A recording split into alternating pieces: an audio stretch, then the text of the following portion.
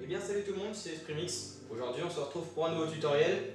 On se retrouve pour les points à vérifier avant d'aller sur une session de roulage sur un terrain de cross. On va commencer par le levier d'embrayage, vérifier qu'il n'y a pas de pointure, que le câble n'est pas effiloché. On a aussi le réglage de la poignée de frein, ainsi que son liquide. On a la poignée d'accélérateur, le bon fonctionnement pour que la poignée revienne bien, que le câble non plus n'est pas effiloché. En dessous du guidon, on a le pontet, les vis de réglage qui se situent ici, il y en a 4 pour pas que le guidon descende ou remonte. Bien vérifier leur serrage. Ensuite, en dessous du guidon, on a aussi les têtes fourches, vérifier les vis de tête fourche, ainsi que le bon fonctionnement de la fourche. Moto, enlever du lève-moto, vous appuyez bien sur votre moto, vous vérifiez que la moto remonte bien et descende bien. On a aussi notre liquide de refroidissement, bien vérifier qu'il y en a toujours, très important. On a bien sûr l'huile de boîte ainsi que l'huile moteur. On a aussi sur cette moto le filtre à air.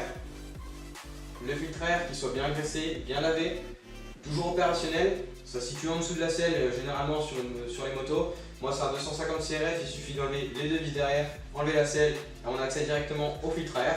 Sur les KTM c'est sur le côté, sur les Yamaha c'est au milieu, sur Duki etc. c'est généralement au milieu. Les KTM font toujours la différence. On a sur notre partie arrière, sur le pneu, on a les rayons, bien vérifiés qui sont bien tendus. On a aussi notre chaîne, bien graissée, deux doigts en dessous de la chaîne.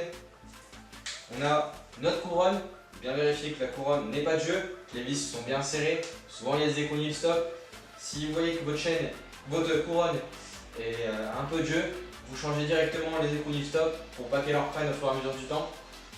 On a aussi l'amortisseur arrière, il faut bien sûr enlever aussi la moto du lève-moto. Bien vérifier que l'amortisseur arrière remonte correctement.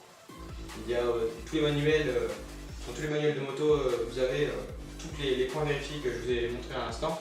Vous avez aussi dans le manuel votre vidange, combien de temps il faut le faire, avec quelle huile, très important. Pour moi, il y a deux huiles différentes à utiliser dans ma moto. Et je pense qu'on a fait le tour, tous les points vérifiés sur la moto. J'ai pas parlé de l'usure des pneus ainsi que la pression. Il faut toujours vérifier que le pneu n'est pas usé, que ce soit avant, arrière, bien gonflé.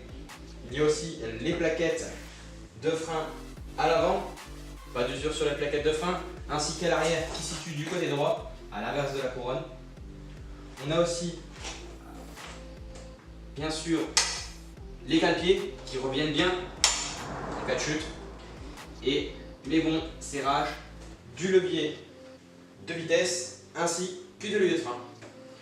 Voilà les amis, n'hésitez pas à liker, à partager la vidéo, à commenter et bien sûr on se retrouve pour un prochain tuto. Part of the team, I do this for all the naysayers and haters who made me one of the greatest. I know it kills you inside, that's why I do this for you.